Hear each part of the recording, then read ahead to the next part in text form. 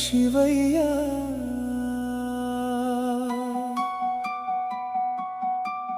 మా చింతల రవిని నీ దగ్గరకు ముందే ఎందుకు పిలిచావయ్యా? ఎంతో మందికి అండగా నిలవాల్సిన మనిషిని ఎందుకు దూరం చేశావయ్యా?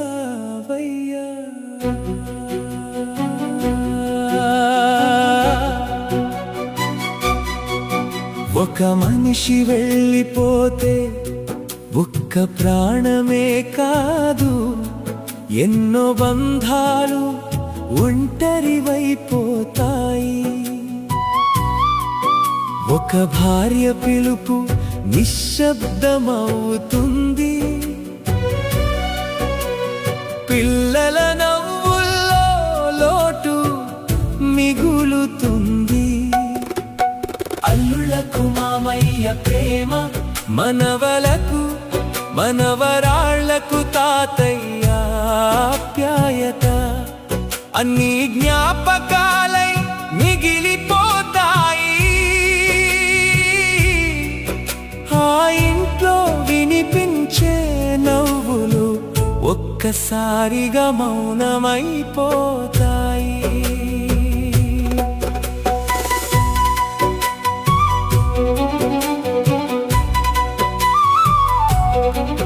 నీ జీవిత భాగస్వామి లక్ష్మి ఏవండి అని పిలిచే ఆ స్వరం ఈరోజు ఆ ఇంట్లో వినిపిస్తూనే ఉంది. కానీ ఏమమ్మా అని పలికే ఆ స్వరం ఇక ఎప్పటికీ వినిపించదు.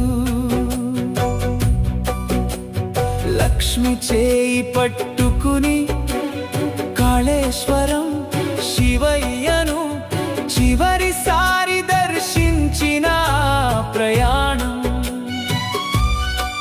అదే చివరి దర్శనం అవుతుందని ఎవ్వరూ ఊహించలేదు. నీ పెద్ద కుమార్తె రమ్య నాన్న అని పిలిచే ఆ స్వరం ఈరోజు అలాగే ఉంది.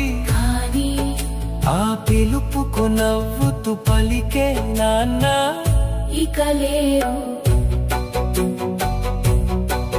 నీ పెద్ద అల్లుడు సునీల్ కుమార్ మామయ్య అని ఒక్కసారి పిలిస్తే ఏమల్లుడు అని పలికే ఆ ప్రేమ ఇప్పుడు జ్ఞాపకమై మిగిలిపోయింది. నీ రెండో కుమార్తె సరిత ఒక సొంత ఇల్లు కట్టుకోవాలని ఎన్నో కలలు కనేది. ఆమె కల నెరవేరక ముందే నువ్వు శివయ్య పాదాల చెంతకు చేరిపోయావు. నీ రెండో అల్లుడు సుమన్ మామయ్య అనే పిలుపులో గౌరవం మాత్రమే కాదు, ఒక కొడుకు ప్రేమ కూడా ఉండేది. ఇప్పుడు ఆ పిలుపు ఫోటో ముందు మౌనంగా నిలిచిపోయింది. నీ చిన్న కుమార్తె అఖిల నా అమ్మాయికి సీమంతం నా చేతులతో చేయాలి అని నువ్వు కన్న కోరిక కన్నీటి జ్ఞాపకమై మిగిలిపోయింది. నీ చిన్న అల్లుడు జలంధర్ మా మామయ్య లాంటి మనసున్న మనిషి మైలీ దొరకడు అని చెప్పుకుంటూనే కన్నీళ్ళు దాచుకుంటున్నాడు. నీ మనవరాళ్ళు లహరి యశస్విని తాతయ్య నవ్వును మధుర జ్ఞాపకాలుగా దాచుకున్నారు. నీ మనవ ఎవడు యశ్విన్ కుమార్ తాతయ్య చేయి పట్టుకుని నడిచిన రోజులు ఇప్పటికీ మనసులోనే నడుస్తున్నాయి. నీ చిన్న మనవరాలు రుద్రహంసిక తాతయ్య ఒడిలో ఆడుకునే అదృష్టమే రాలేదు. నీ చేతి వేళ్ళు పట్టుకునే వయసు రాకముందే కాలమే నిన్ను దూరం చేసింది.